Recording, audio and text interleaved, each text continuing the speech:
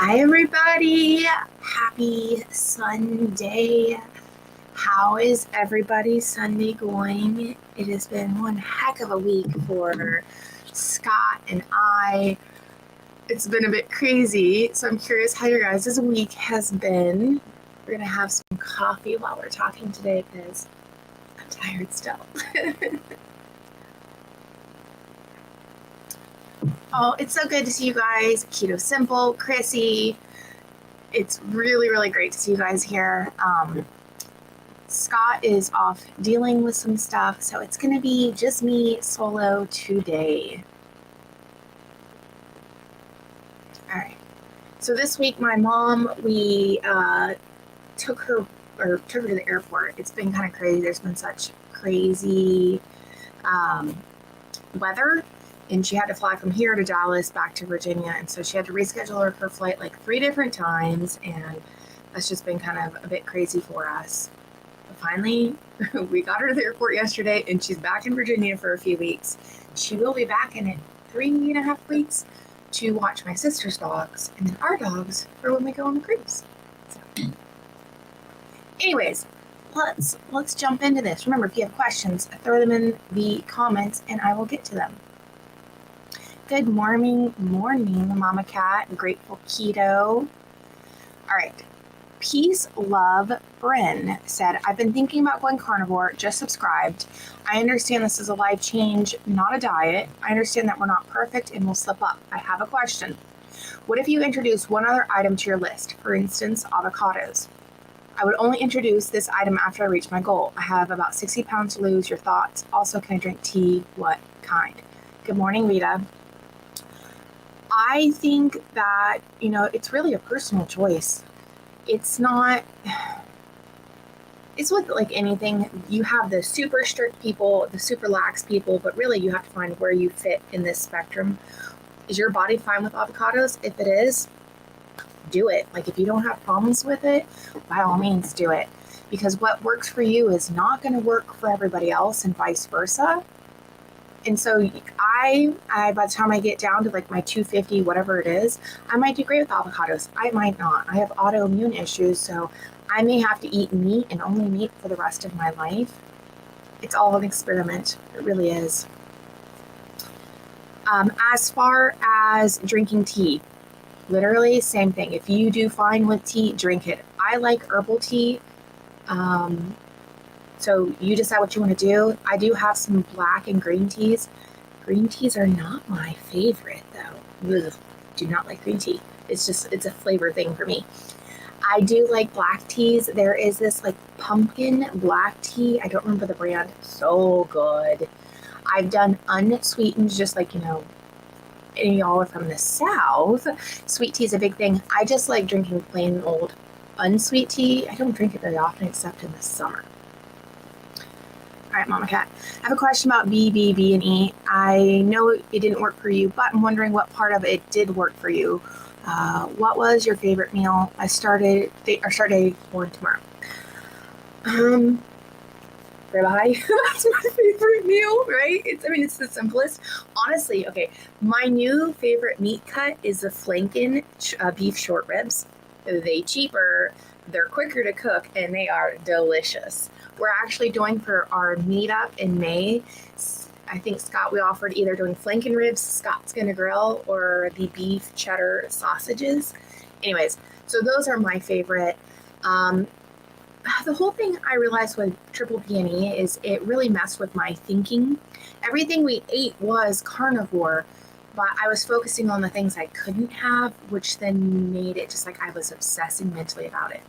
I think Triple B&E is great for the people that do well with those kinds of things, but I'm discovering for myself food challenges around that are not a good idea, because eating just carnivore, I don't think about food, and I don't want to make myself think about food. So yeah, if you do great with it, wonderful. There is a little static. Does anybody else hear any static, or is it just me, or just you or my sunshine? Just let me know. You guys are starting BB&E tomorrow. Yeah, What I am doing, and I think that, yes, there is static. Give me a hot second.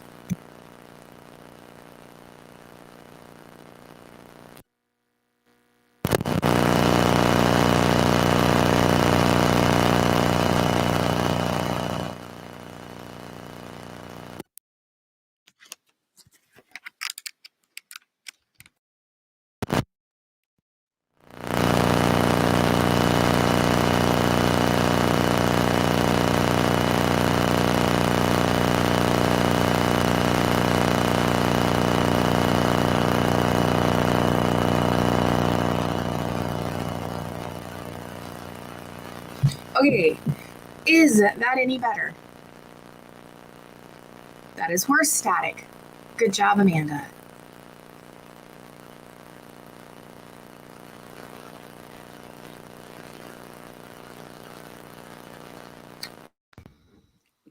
That should have fixed it. Is that better? Oh my God, it's worse now.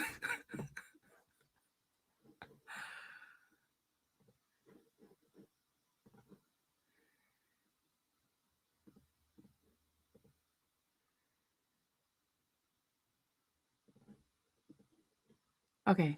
Yes, better. Yes, it's gone. Okay. This is what happens when Scott's not my IT guy. Okay, where were we? All right, back up, back up. Oh, okay, back to the BB&E. Yeah. So if it does great for you, the one thing I am going to do, like as a challenge, is I'm going to document every single meal that I eat. That is what I'm going to do. I had a really, really good conversation with Dr. Sivas earlier this week, and we were kind of just talking about like metabolism and the volume of food and things like this. And it was just a really excellent conversation about it. I will make a video about that because there was some technology error and the recording pretty much is useless because it was on a hard drive that went bad. Anyways, but I still am going to make a video out of it because it was super duper good. And it has been kind of amazing talking with him about some of the things that are some of the things that like I've noticed kind of a slowdown in my weight loss. Not that the weight loss is like the main thing. It's about feeling better and things like that. However, I still have like 97 pounds to lose. So I should see a decent clip of weight loss. And we kind of went over that. What it turned out like, okay, let me start from the beginning real quick because I thought this was very important. There are actually two different mechanisms of how our body says we're full. You have the like ghrelin leptin mechanism, and then you have the stretch receptor in the stomach. The stretch receptor is a secondary system. It is a very slow system to be triggered. And pretty much he was saying that once you've triggered that system, you've eaten more than you've needed. It's like a backup system. The leptin ghrelin, I'm probably saying that wrong, system, it works pretty well, except for like myself, I was trained from a kid, you eat everything that's on your plate. So from the time I've been a child, I've overridden what the sense of hunger is. Because I've seen a few comments, people are like concerned I'm not eating enough. The whole thing that, especially this next month of May, is focusing on what I physically need. And so we were talking about this. Yeah, ghrelin. Focusing on what I actually need because our body, he said, reuses about 60% of the amino acids we consume. So the protein we're eating. And a lot of people are just like, you're going to go in starvation mode. And so him and I talked about that it actually takes 5 days of not eating to start into that. And at day 5, that's when you actually start seeing breakdown at a cellular level because of it. And at day 30, it becomes detrimental of not eating. There's some caveats in there about that, he said. Anywho, because fasting, like I do intermittent fasting, but the prolonged fasts are not for me because it just, again, I obsess about food and then that just defeats the entire purpose and stresses me out. So this whole month is about eating what I actually need because he said the study around calories, they're not great, but the basal level study that says, let's say, just like on average, men need 2,000 calories. He said it's great, except that study is based on the fact that your fuel tank is at empty. But the thing is we all have fat on us, whether we're like obese or just slender. And so none of us are starting with an empty fuel tank. If you need 2,000 calories, I mean, that's just abstract, right? Because calories still are kind of a poor metric, but you need 2,000 units of energy. Well, if you have like someone like me and have all this extra energy, I don't need to be consuming 2,000 units of energy every day. As long as I'm fat adapted, my body can pull it from my own fat cells. And my fat cells, it can break them down into amino acids, which then builds it into proteins I need, and yada, yada, yada. It kind of went on from there. So the point is overall, especially someone like me that is still overweight, that I need to really focus on what the true hunger is and not eating what my brain says. And that's like the whole goal for the month of May, is doing that. If that made any sense, y'all. Yeah. All right. Thanks for the feedback. I appreciate it. I'm really just trying to reset my body and eliminate those last two things that are causing inflammation for me. Yeah. I mean, finding what works for you, that's a big thing. Like Lily Kane and I did a really good video that I'll have out this upcoming week. Yesterday? Yeah, yesterday. No, 2 days ago. My days are running together. And her and I like are very on par about it is a personal journey. What will inflame someone else may not the other, or it might be worse. And there is no answer to like, I can't tell you, make like a meal plan for you and say eat X, Y, Z, because I have no idea how it's going to affect you. Only you do when you do it. I'm only committing 1 week at this point. Hey, do what you can do. Buckles Mage. I love that name, by the way. Sometimes the scale loss slows when body shrinks more. Yeah. Especially with like yesterday, I'm so proud of myself. I did the tallest hike I've done, I don't know, ever, but recently we went up 1,000 feet in elevation. It was beautiful. We walked 5.09 miles because I started it at the car door this time. It was gorgeous. And I just was walking and realizing, good God, 10 months ago, because we did it on my 10-month anniversary, 10 months ago, I could hardly walk 300 feet and my heart rate would jump to 150. And I was wearing my watch the whole time. And it's like, I was staying 135, 136, 120s the entire time we're going uphill.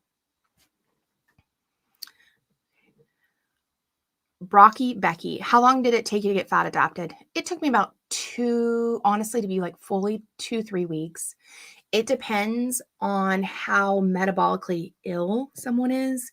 If you're diabetic, how bad of a diabetic you are, and there's a lot of factors that go into it. A lot of people you can use like the ketone meters in the beginning. I did a little bit just to kind of see how things are going. I don't check them anymore now, just because I know like the feeling of when I'm fat adapted, how I feel. Yeah, 30-ish days. It can take up to 6 months. It just depends on the person and honestly their metabolic illness. The big thing is if someone is having to take insulin, it will abso-friggin-lutely slow this down. And it's not that I'm advocating if you have to take insulin to stop it, because I'm not, but it will absolutely slow it down. And that's okay. I mean, it really is. Your body's going to heal and adapt the way it's going to heal and adapt for you. What works for you, I can't say this enough, may not work for me. It is all about finding the balance. What are yours and Eve's thoughts on eating smoked? Like smoked meats, I'm assuming is what we're talking about here. We love smoked meats. They are delicious. Before my brother's smoker broke, we're hoping he gets a new one soon. We used to smoke our bacon, and that's how we'd make our own homemade bacon. Rita, I've been so invigorated since I got back from KetoCon. That's amazing. I honestly didn't even realize KetoCon was a thing until like months and months ago. And at that point, we already had the cruise and stuff planned, but I am definitely going to go next year. Dr. Siwas talks about putting the food in the middle of the table and taking small amounts from it. Yes, you guys will see in our my what I ate videos I'm doing. Scott and I started doing that, putting all the food on one plate, and we each have an individual plate. Last night, I only ate 3 flanken ribs, which they were kind of small, but I realized taking one at a time and eating it slowly, I ended up eating less and just not worrying about it. I keep beating myself up and I stress every time when I have to start this diet. What helped you start in being consistent? First off, don't think of it as a diet. That is the number one thing for me. Think of it as a lifestyle. Even if you eventually plan on adding maybe a little fruit or vegetables down the road, the fact is a diet, like in what has been hijacked in a standard sense today, is a temporary thing. You eat this way. Like, I'm going to diet for 6 months. I'm going to eat this way. And then, oh man, at 6 months and one day I'm going to go have some donuts because I lost weight. That leads to the thinking of limitation. Like, I have to limit what I'm eating versus like the biggest thing that I did is I choose to eat this way because I choose. It's self-empowering versus limiting. It's like, I choose to eat meat. I choose not to have grains and carbs and stuff in my diet. Not that I haven't had slip ups, because we all know I have. But I choose to eat this way. And that is so self-empowering. And the beating yourself up, really understanding why you have the cravings and like truly understanding them, I think writing it down. That's our other like 30-day like challenge, is anytime I have a craving is writing it down and getting to the root cause of it and then responding to it. Like, okay, let's say I want a donut right now. I mean, I don't, but let's say I want a donut right now. Well, what's happening? Okay, Amanda, you're feeling stressed. Well, why are you feeling stressed? And I'm, writing all this down. I'm feeling stressed because I haven't met my deadlines or, whatever it is. And then looking at that and responding, okay, I haven't met my deadlines because of A, B, C, and D. What can I do to move forward? That way I can address the stress and then I can remove it. And the cravings, I'll tell you, once you do, they disappear. Like, they'll keep coming here and there because stressors, like, right, I used food to deal with my stress and emotional issues. So they'll keep popping up, but it's addressing it each time that they'll dissipate.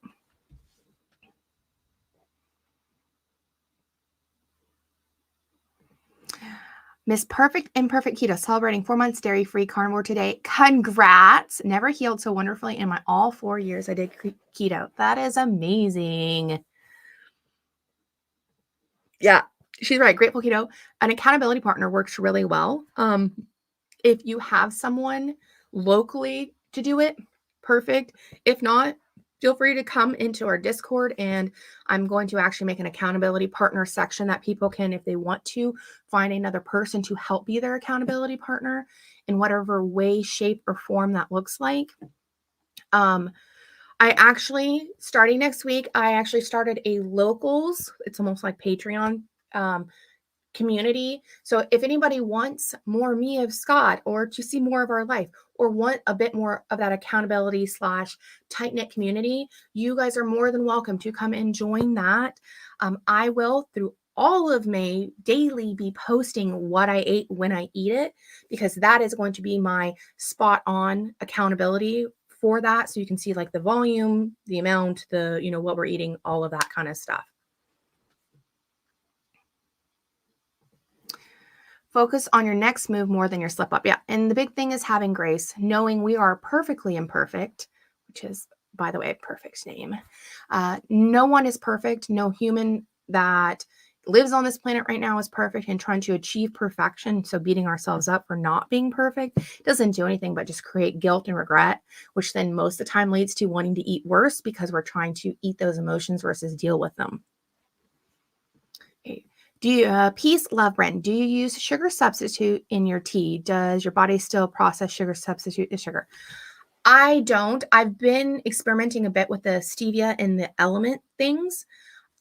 They seem to do fine for me. I still, honestly, overall, I think prefer the raw element.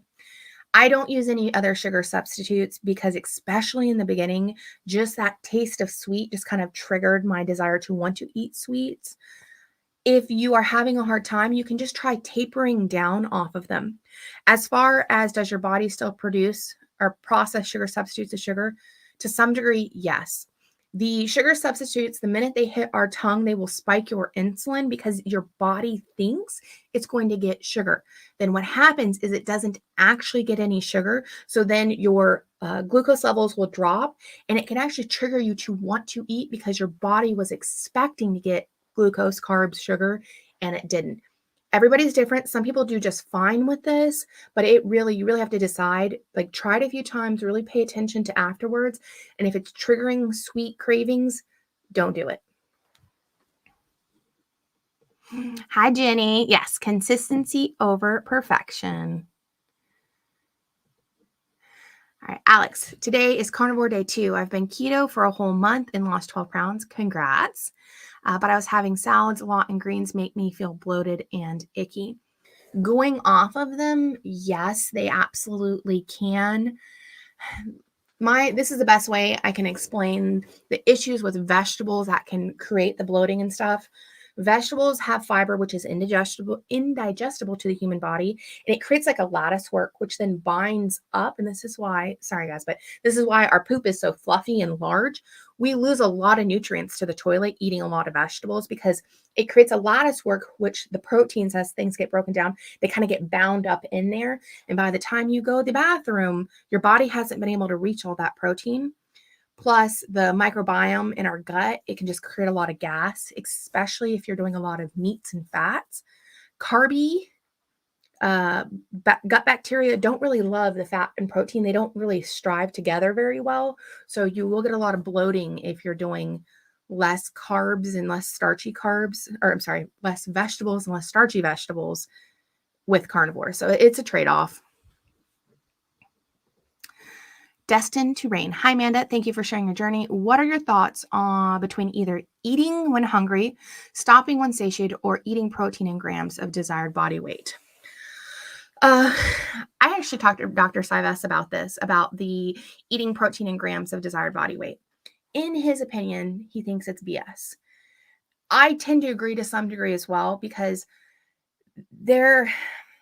you would have to do human experimentation, which is illegal, to actually know what someone needs. And it varies by age, gender, activity, all of this, how efficient your body is with reusing its own amino acids, which proteins. So having a blanket, this is what you need, I don't personally agree with. If you want to follow that, I don't see that's wrong at all. It's all, personal based. But I think it's a bit arrogant to say you need to have X amount of protein per ideal body weight, because here's the other thing too. Unless you've done something like a DEXA scan, the weight scale, unless they've gotten a lot better that I don't know about, the weight scales that say like body fat or whatever, they're not super accurate. So that's my feeling. I really feel like figuring out what true hunger is vital, because there's always this argument of starvation mode. People are going to go in starvation mode if you don't eat. I have so much energy on me that it's illogical to think that I'm going to go in starvation mode, because once you're fat adapted, my body will pull the energy from my fat cells. And so if I was anorexic, I think that's absolutely, or, very slender, I think that's absolutely a concern to have if someone isn't eating enough, or things like maybe being pregnant, things that are just, above and beyond stressors for the body. But someone that has 97 more pounds to lose, I'm not going to hit that point because I have so much energy reserve on me.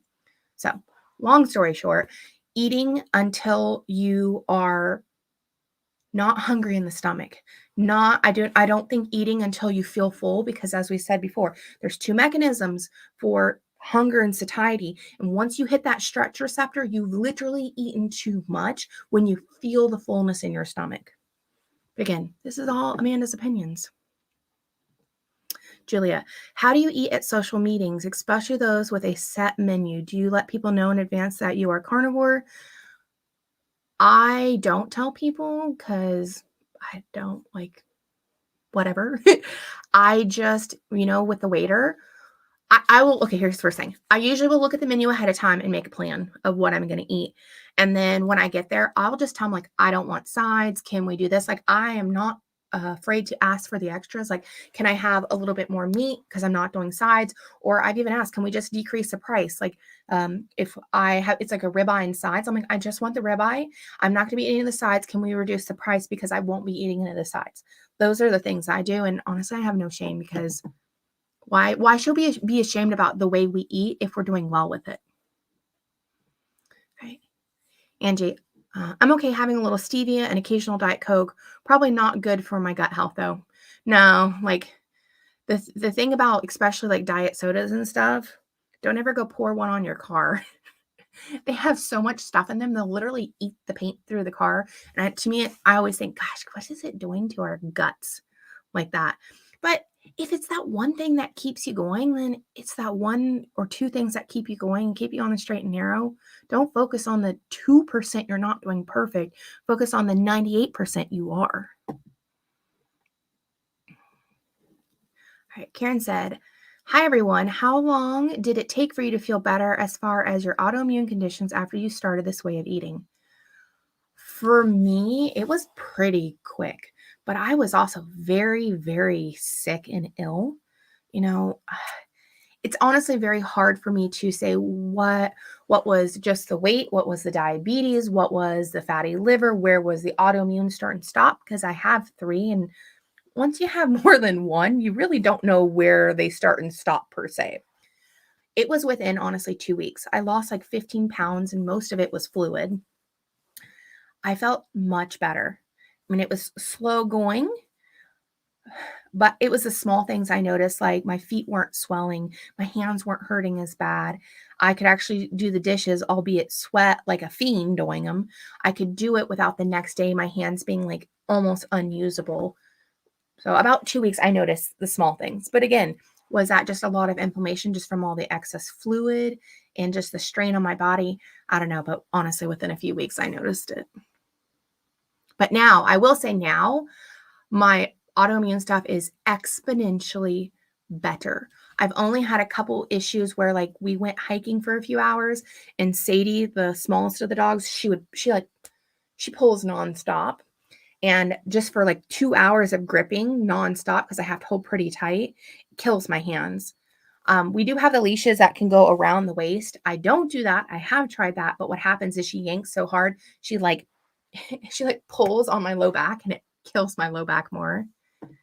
It's my choice. I could put a gentle leader on her, but I want her to be worn out by the time we get home.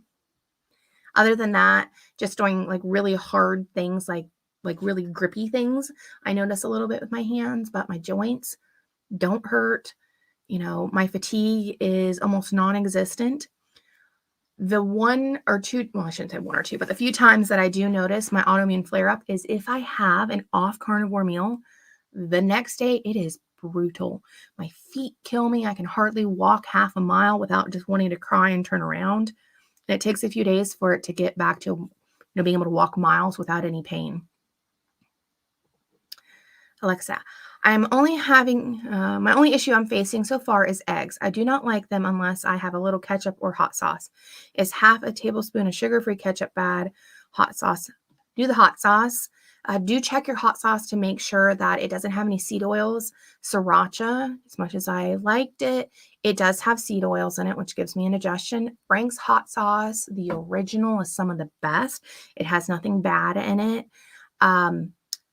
The thing about the ketchup, if you're really trying to do more strict carnivore, is tomatoes are a nightshade, so they tend to be inflammatory. Try cooking your eggs different ways. I don't like eggs either. The only way I do semi-like them is cooked over medium in bacon grease.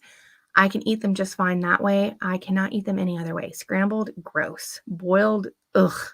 It's just me.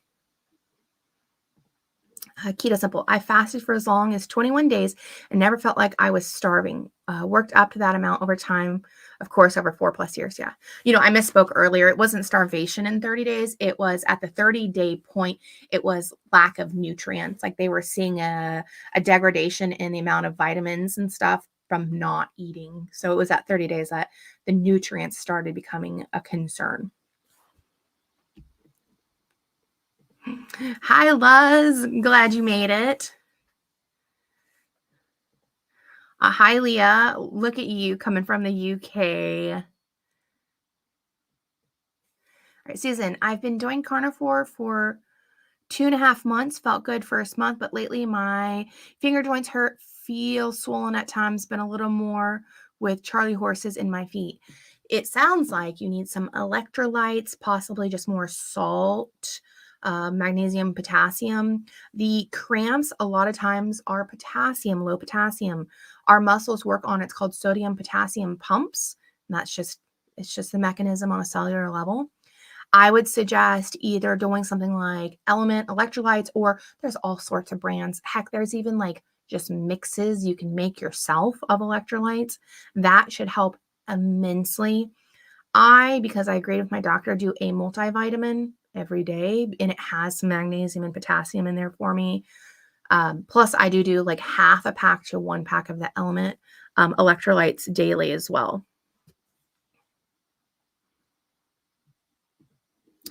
Amanda, please explain how quickly you should expect to see improvement in your fatty liver. It depends. Some people have their fatty liver because there's different stages of fatty liver. I was almost stage 2. I was stage 2 fatty liver, and I'm almost completely out of it. I probably am at this point. And that was it 8 months? I had my liver ultrasound. So I mean, I've seen some people have theirs gone in 4 months, but I would expect anywhere from 6 months to a year, depending on your severity. If you really have a really, really fatty liver, it's going to take longer. Angie, I've learned that someone is still having issues like joint pain or other AI issues that their gut still needs repairing. Your thoughts? Yeah, I mean, first, I think look at how long have you been sick or like ill, metabolically ill, eating bad. And I would say it's going to take at least 25, if not half, 50% of the time that it took to get there to get all the way out of it. Some people are faster, some are slower. Depends on how sick, your age, male, female, or have you gone through menopause? All of this stuff affects, our hormones and our balances and how long it's going to take to kind of get there. All right. Barbara Joe. I've been doing dirty carnivore since March 1st, and I feel I am ready to commit to a 30-day BBB&E challenge. I only have been getting help from YouTube videos like this. Thank you. Thank you. I appreciate that. I do hope your BBB&E goes well. But, if you find that it's not for you, that's okay. Don't be like, I was beating myself up like the past week. I was like, oh, I'm such a failure. I didn't finish my BB&E. But then I realized that's okay. I discovered it's not for me, and that's okay. Oh yeah, pink flamingo. You can have oxalates leaving your body, and something too that is ignored frequently is our fat cells don't just store energy, they actually store toxins. And as you lose weight, your body has to, and this is part of like the oxalate dumping, it kind of goes along with it. Your body has to expel those toxins. So sometimes when you have like big drops in weight or anything like that, your body has to deal with all of those years of stored toxins from the fat cells. So sometimes don't be weirded out or freaked out if you're like, oh, I'm feeling great. And then all of a sudden you lose a bit of weight and you're like, oh, I feel like crap. That is most likely why. Leah, I can't eat eggs. I love them, but I get such a bad reaction, sadly. I would have had known eggs. I think if you eat, you guys are gonna have to correct me. It's either the egg white has the protein and the yolk is fine, or the yolk and not the egg white. I don't remember. But if you have egg issues, supposedly, I can't remember because I don't have this issue, but if you eat one or the other, if you have egg problems, you can really resolve the issue. Mama Cat. I know it's not necessary to ever explain how I eat or why, but when I throw a autoimmune disease, people are much much less likely to judge. Yeah, I agree. I agree. And I think two people are like, oh, I'm not sure, who, what, when, where with that either. Question. Do you recommend glucose ketone testers, or are they unnecessary? They are unnecessary unless you're diabetic. Then you need to be checking your glucose. You hopefully know you should be checking your glucose pretty frequently. If you are not a diabetic, Or if you're not a person that is like anal retentive and wants to track everything, there's literally no need to waste your money on it. I mean, they can be expensive. All the strips are. Angie, I found magnesium malate helps with muscle cramps as soon as I start. So I've learned this from my mom from her visit here is magnesium. I don't remember which one she had because there's actually different ones. It's not magnesium citrate, but the magnesium is very good for relaxing. And I wonder if part of that with the muscle cramps isn't that just magnesium is kind of helping relax the muscles, which help with the cramps.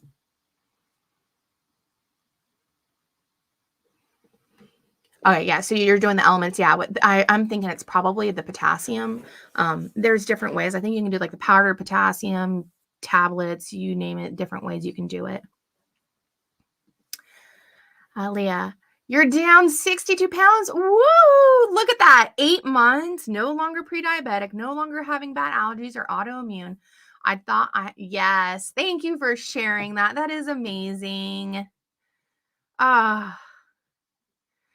So the potassium, the element, is actually not as much as we normally need. However, everybody's different. So kind of figuring that out for yourself. See here, like I'll take a shot of powdered magnesium and potassium daily. Everybody, and that's the thing is like, that is the other funny thing about daily nutritional requirements. They base them on mice, not humans, mice, because, right, doing research on humans is illegal.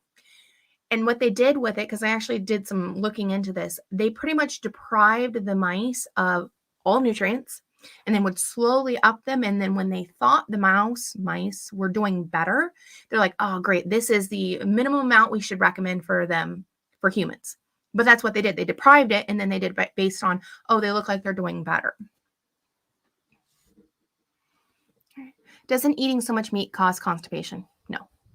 I used to oscillate between diarrhea and constipation doing like a vegetable laden meat standard American diet. And now, as long as I have enough water and eat enough fat, I go like every other day, no problems. And this is a big misnomer. People think you have to have fiber to go to the bathroom. Fiber just is not broken down, excuse me. And so it has to be literally pooped out. Like you have to poop fiber out because our bodies can't break it down.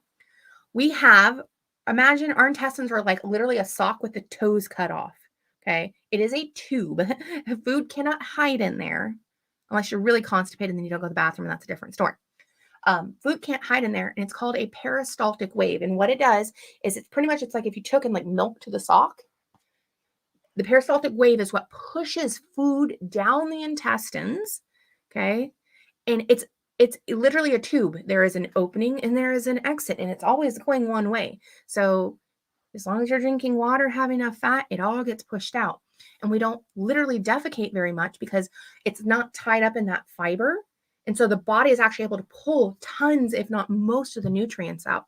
That's why if you eat like 16-ounce ribeye, you might like have that much come out.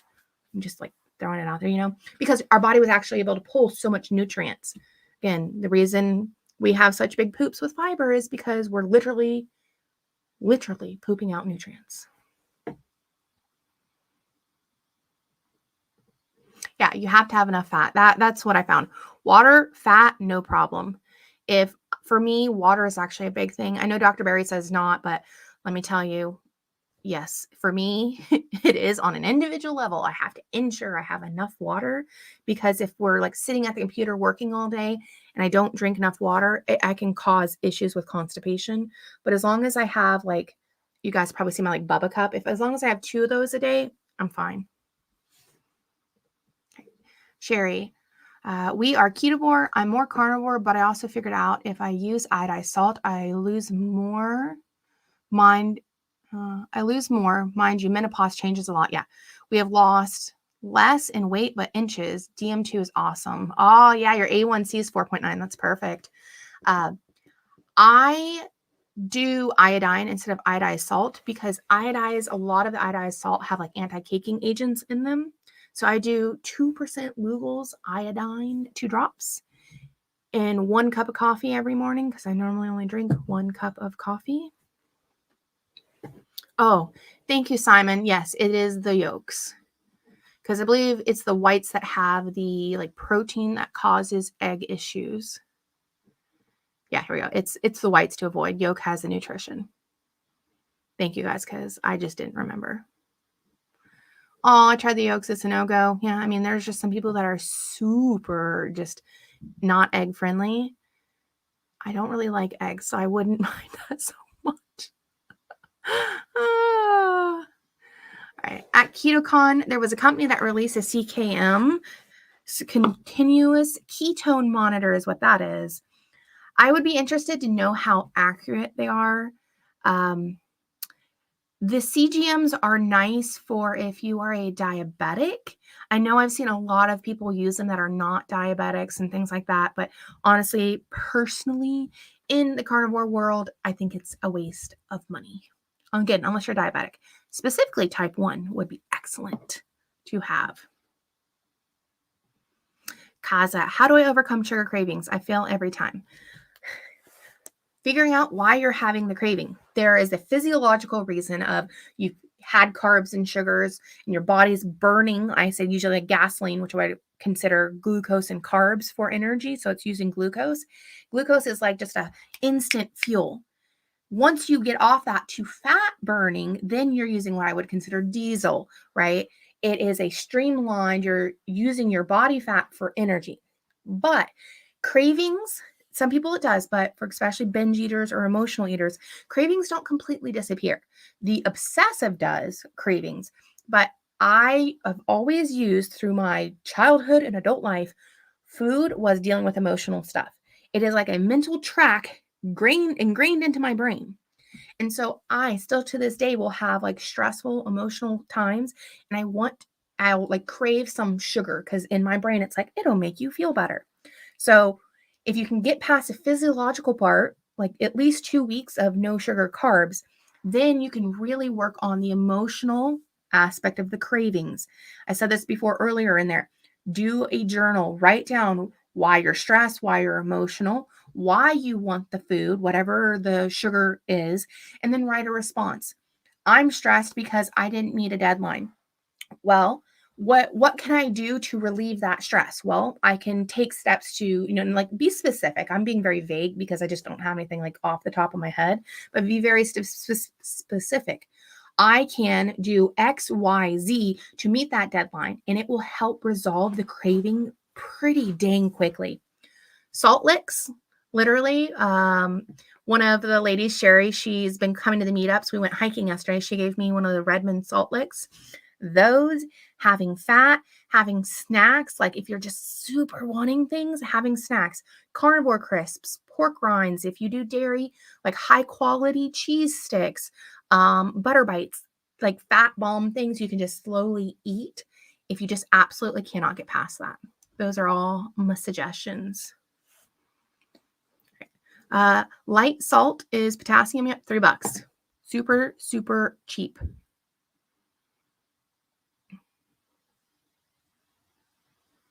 Yeah, magnesium citrate will make you go to the bathroom. Like if you're constipated, take magnesium citrate. I don't take any other supplements, but I do up my salt. Otherwise, I get leg cramps. Yeah. And as I said before, I take my multivitamin because I see it as an insurance policy. If I need it, great. If I don't, well, it's just going into the toilet. So Nunya. Been keto for years, but switched to carny about a week ago. Pre-diabetic and need to lose 30 pounds. Enjoying the channel. Thanks, Nunya.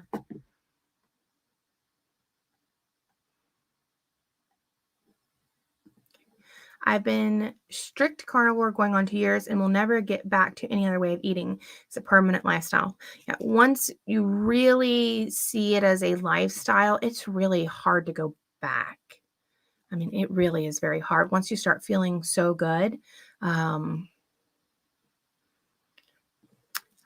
I drank water for 2 days and was constipated. Water does, yes.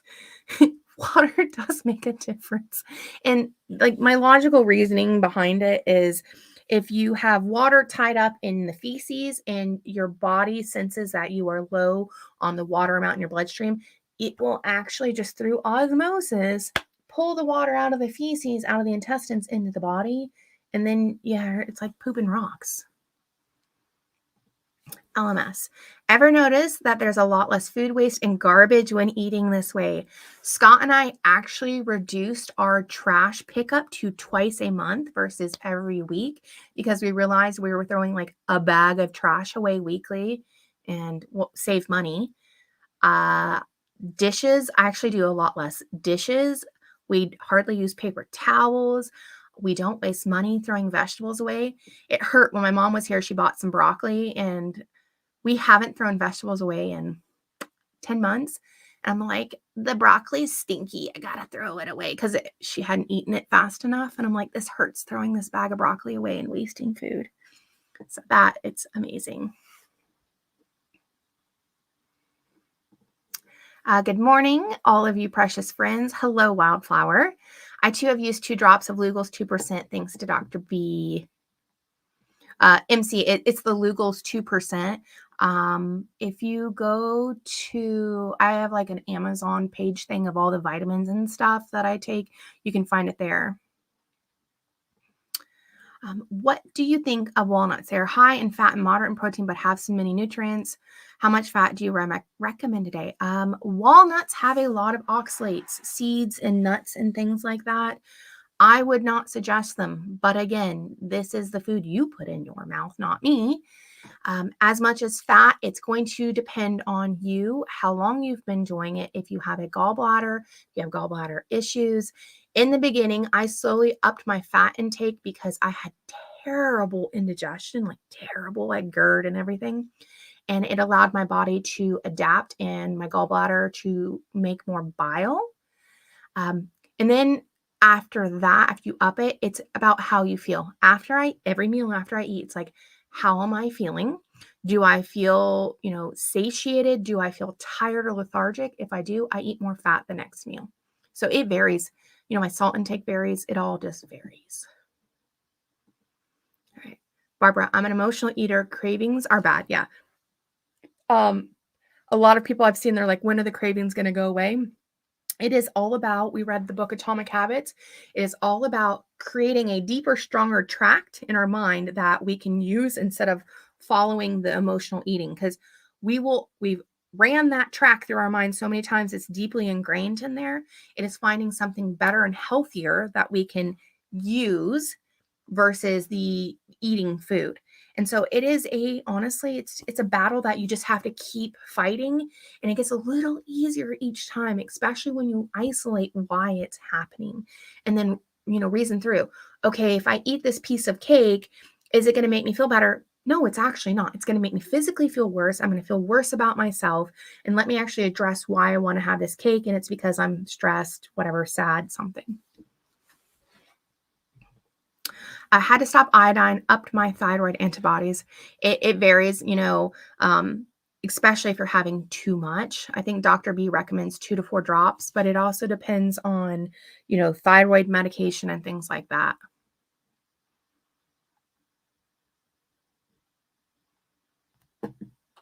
Oh, you guys, there was a question I got earlier that I really wanted to address. Let me find it.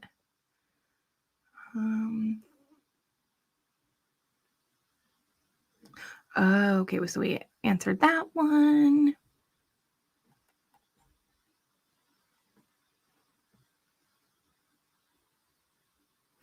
Okay, here's one. I know you're doing 2 MAD, which is 2 meals a day, indicates intermittent fasting. Yes, I do intermittent fasting.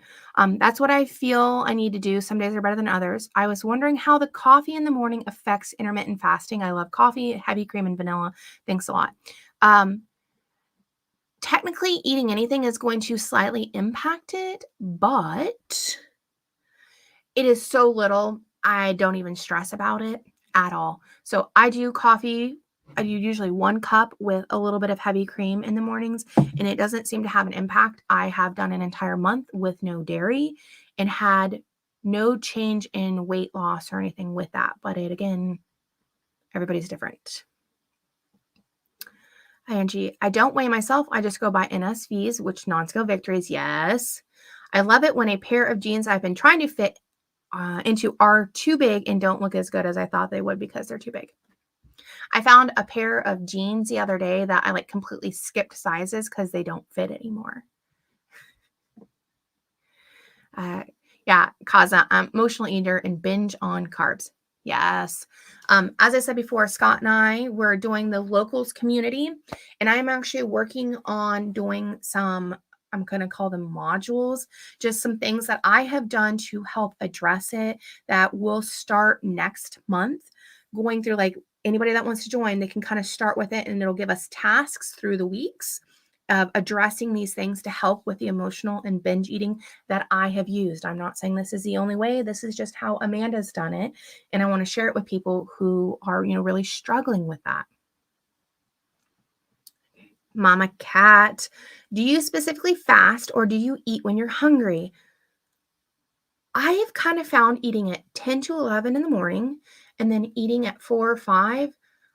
I don't eat any other times then. Sometimes I will just skip breakfast and just have some coffee. Um, as I said, this month is all about just focusing on what true hunger is. And as Dr. Sives explained, putting the food in the middle and eating slowly and only eating a little bit at a time. And then if I think, like stopping before I think I need to, and then waiting 5 or 10 minutes and reassessing to eat more or not. That's it. Long fasts are not for me because I focus on food too much. It's funny. I don't look at anything as food anymore other than meat. I do not miss going through the middle aisles of the grocery store at all.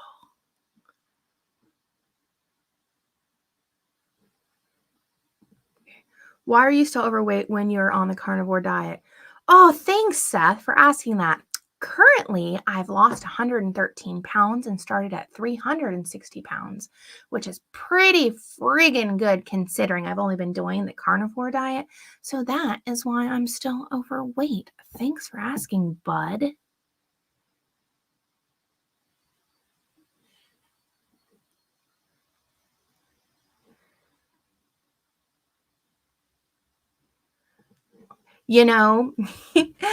Oops, sorry guys.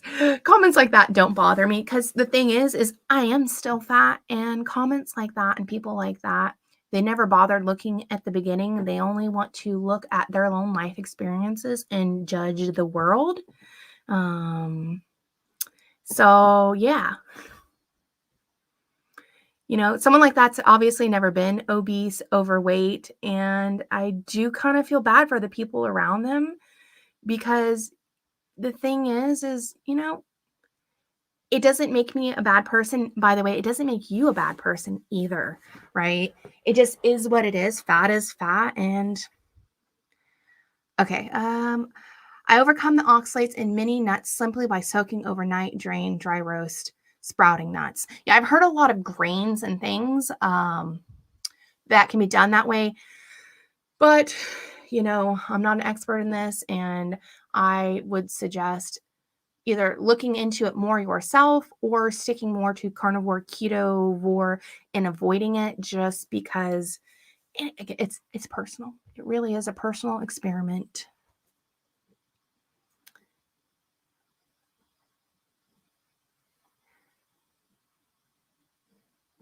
Yep, I'm new and have no knowledge of her history. I mean, my example there is just making an assumption based on lack of putting any effort into. And like Seth, I'm not offended by any means, except, before saying something that others would take rude, because here's the thing is I do acknowledge I'm fat. And a lot of people haven't gotten there yet to like just truly admit that, is do put like 2% effort in, maybe 1% effort in. Hey, Dale. Glad you could join it. Hail, it doesn't really bother me. It really doesn't bother me. Are there any benefits to beef over chicken? Beef actually is more nutrient dense than chicken. So yes, but if you need, I use chicken here and there as like if I'm getting kind of tired of beef. So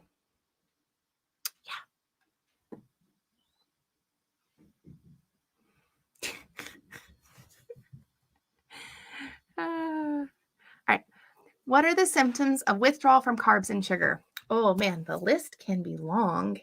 You've got diarrhea, fatigue. You can have constipation, brain fog, exhaustion, nausea. The list goes on with them. You can really mitigate it by one, if you can slowly, kind of step down your carbs.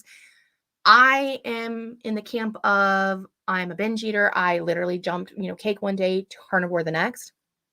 That is not for everybody. And sometimes it's too much of a shock to the system. You can taper down like by doing keto to carnivore. Heck, you want to do ketovore, whatever works for you. You can really mitigate this also by having electrolytes, making sure you're getting enough salt, potassium, magnesium, those kinds of things can really, really help. Hi, Sherry. Siri's listening to our conversation. Anyone else get gout from eating chicken? Gout is, let me remember. Gout, I can't say you can't get gout from chicken, but it is supposedly the acid that is in seafood and red meat that cause it. I've never heard of anybody getting gout from chicken, but yeah, brain fog, fatigue are like the number, and diarrhea. I'll say those are the top three by all means. Okay. I wasn't aware of the fat difference between margarine and butter. I started using butter yesterday and it keeps me full. Margarine is half, if not more, seed oil based. Do not use margarine. Throw it away. It is toxic. Get rid of it for sure. Okay.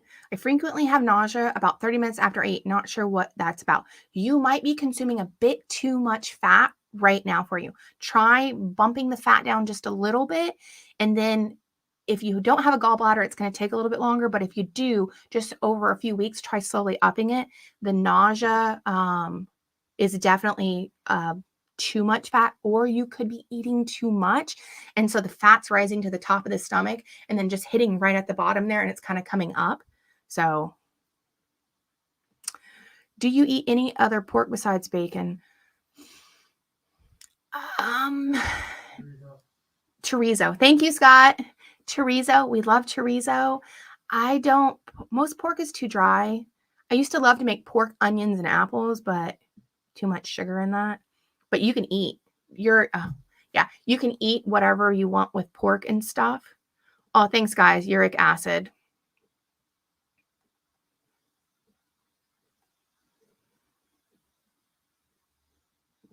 All right, Totem. I drank a lot of bone broth from chicken and got gout. When I stopped chicken, it resolved. It could have been something else in the bone broth, unless you were making it yourself. Even then, it could be the type of chicken you were using. Not like, I shouldn't say type. If it had a lot of antibiotics and maybe you're really sensitive to that. I don't know. These are all just literal speculations.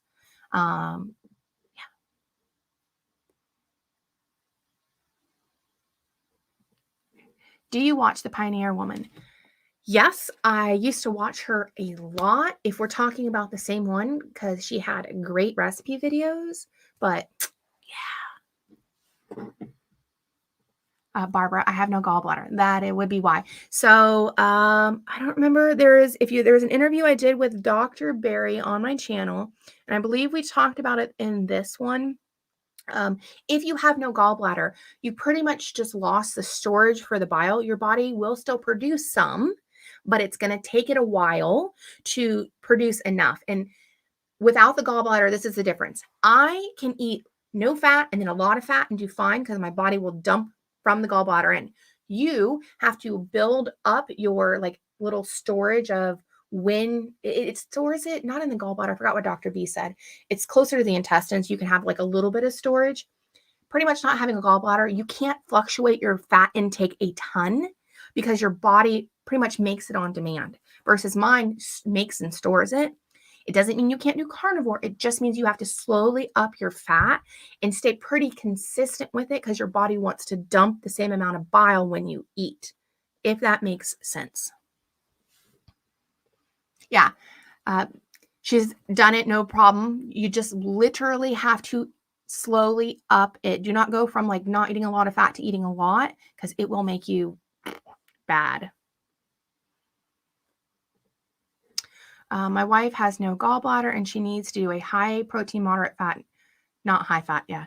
And it's going to vary. So you really have to decide. You may need, because carnivore is high fat, moderate protein, but you may have to switch to more of like a high protein, moderate fat for your personal self. Cat tried BB&E and made nauseous, but regular carnivore doesn't. And I imagine you're probably eating a bit more chicken and stuff, so maybe not such a high fat with that. Mama Cat used to watch a lot of cooking shows. I don't now because I don't watch cooking shows anymore because it's just like, to me, it's like being an alcoholic and watching other people drink alcohol, or a drug addict and watching people use drugs. It's just, it ain't worth it. And so I don't, unless it's like on a YouTube carnivore. I know it's a carnivore recipe.